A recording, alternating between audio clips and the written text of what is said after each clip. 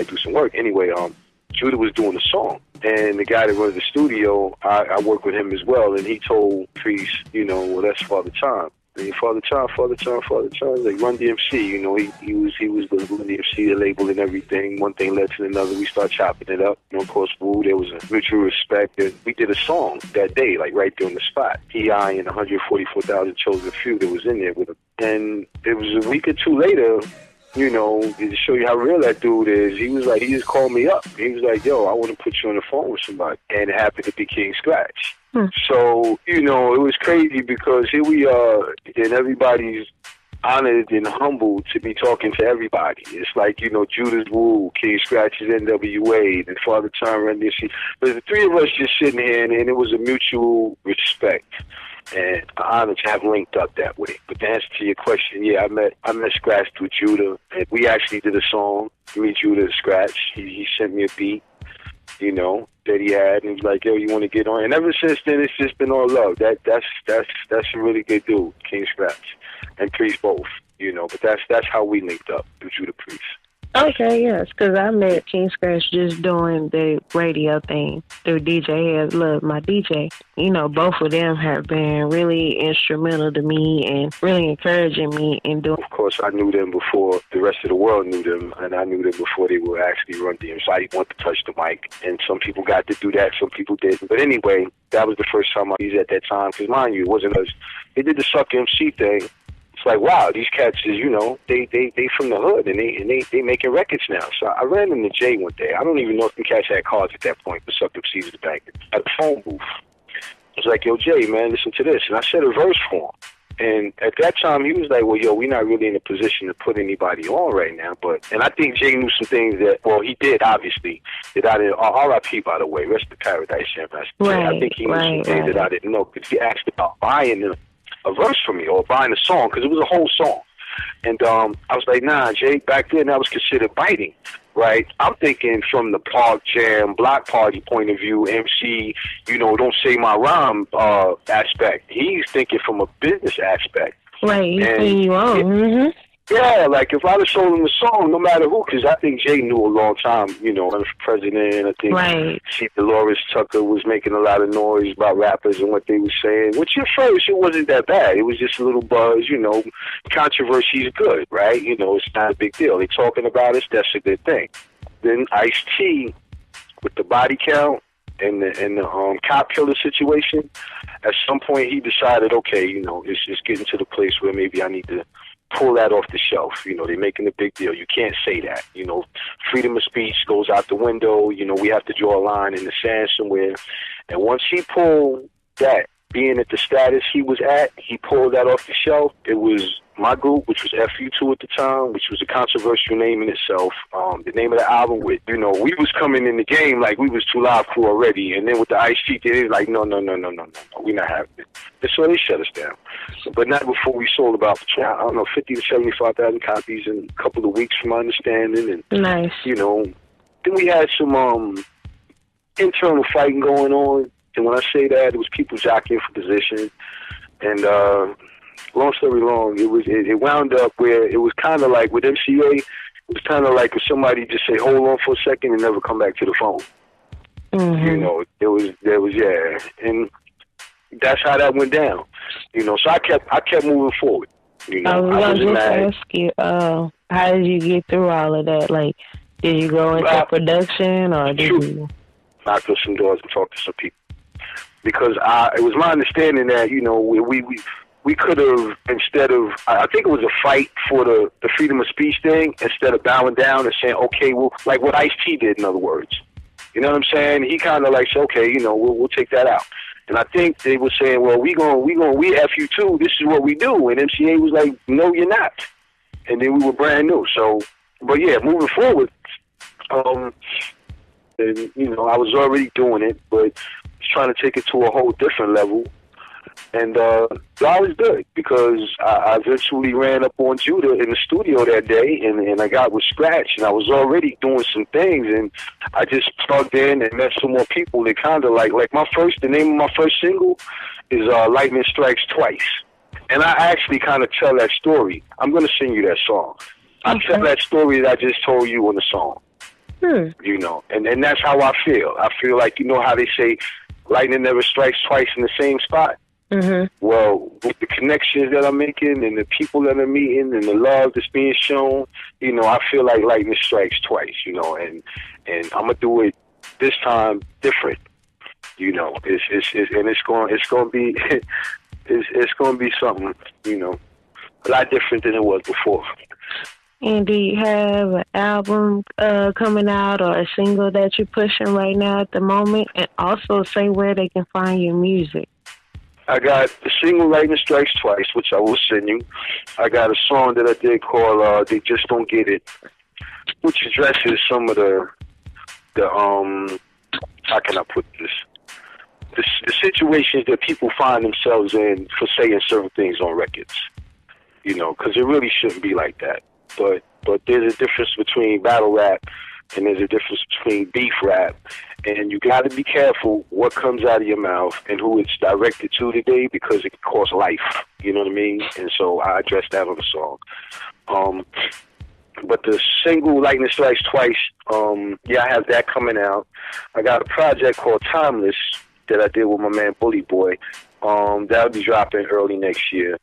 I got 144,000 Chosen Few, Judah Priest. We did a project. It was about 12 MCs. You know, and the name of the project is Strength in Numbers. And we were actually locked down in the studio for 3 days in a row. Judah and them came from VA down here. I mean, from Philly and Jersey area. And they got some rooms, and we locked in the studio for 3 days, and we knocked the album out. And it's a banger. So I got that coming out with 144,000. Then one of the producers for 144,000, Smooth Mass Beats, super producer, worked with the Terror Squad, did some stuff with Judah, Smooth, Zoo Bullies, Old Dirty Bastard, and, you know, that's his resume. He and I, because he's also an MC, we got a project called Massive Timing.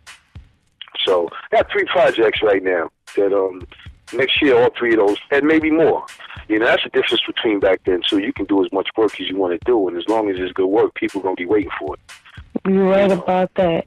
And where can they find the music that you have out if they want to go and get it? Well, right now, you can hit me up at Father Time 28 on Twitter, Father Time 28 on Instagram. We got a Father Time page on Facebook. We got the 144,000 Chosen Few page on Facebook. And through any one of those, you could hear some of my music. I got a Reverb Nation page. Actually, I haven't uploaded a whole lot of new Reverb music on my Reverb Nation page, but you can still go to it and check it out. And it'll, you know, I got some songs on there that go back 10 years. You know, if you want to get a idea of how long Father Time's been doing what he's doing and some of the stuff that I've done prior to now. You know, to give you a little history of it. But yeah, I got plenty of music out there. Reverb Nation, plenty of new music coming. Okay. Is there anybody that you haven't worked with yet that you would like to work with? That's my last question.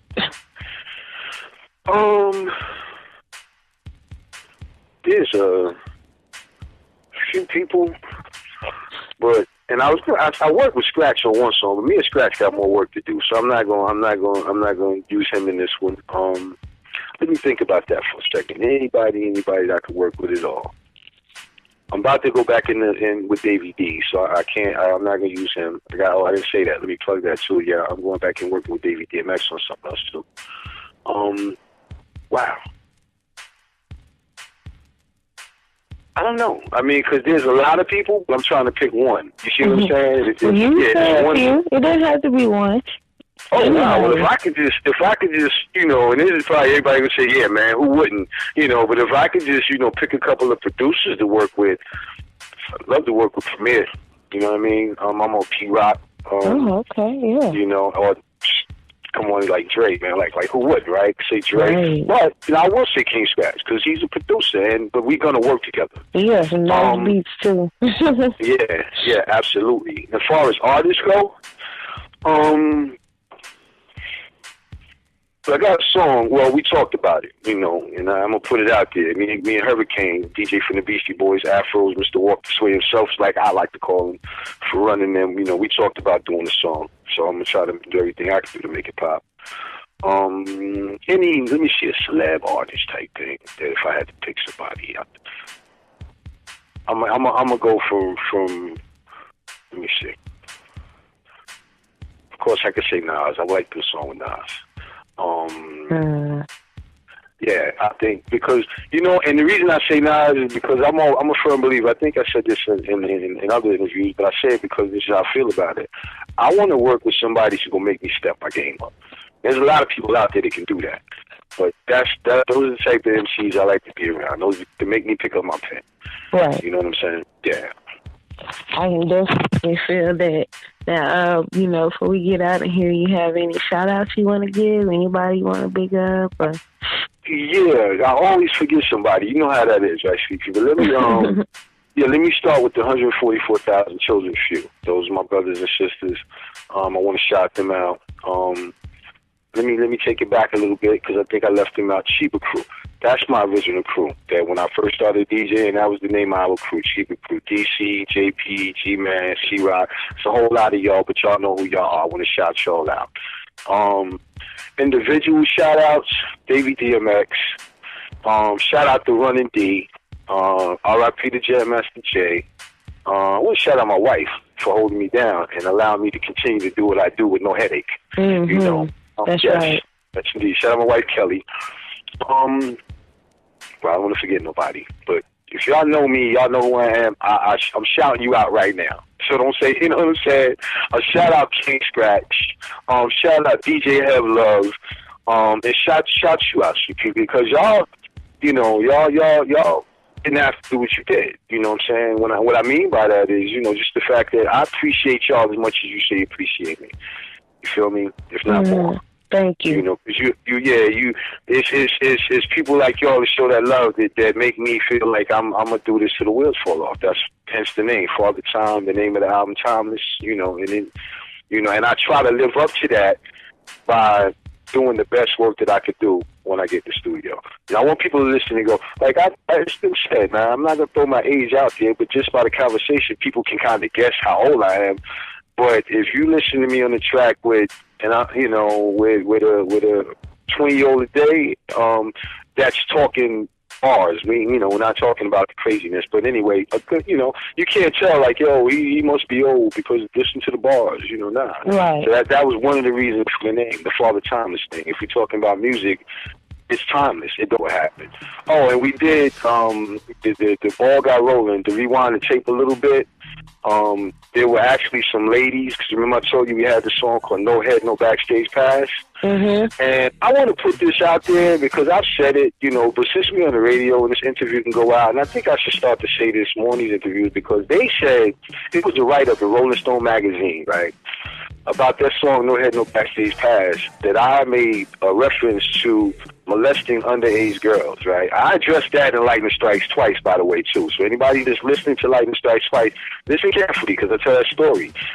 The line was groupies was underage trying to get backstage. Mm-hmm. They were trying to get backstage. They never made it backstage. But there was some women up at the MCA label, and they blew that thing up like I actually had some little girls backstage. That's how they based on that one line. Yeah, it was bad. But the truth is that you can all go back and you can check the song and it's out there. The information is out there. But just go to show you. I don't want to call it hating because we were graphic. We weren't we were parental discretion is advised group, but we wasn't the first and we wasn't the last. Matter of fact, the groups that come out now and the stuff they come out with now makes us look like Ren and Stimpy back then. Well, yeah, you can say bitch on radio now. On live radio. It was a timing, and hence my name. Everything is timing. Everything. Alrighty. Well, thank you for this interview. You're welcome. Really appreciate it. Shout out to King Scratch. Shout out to DJ. It's real. JDA got the contract. Oh shit, that's on the D label. Can't wait to sign that. Beyond that, couldn't see the forest for the trees. In and outside the right door with the wrong set of keys. Backstage, never made it back. Go back and listen to the track. No, the dope porn on wax. What the fuck is wrong with that? Fuck is wrong? Yo, I love you.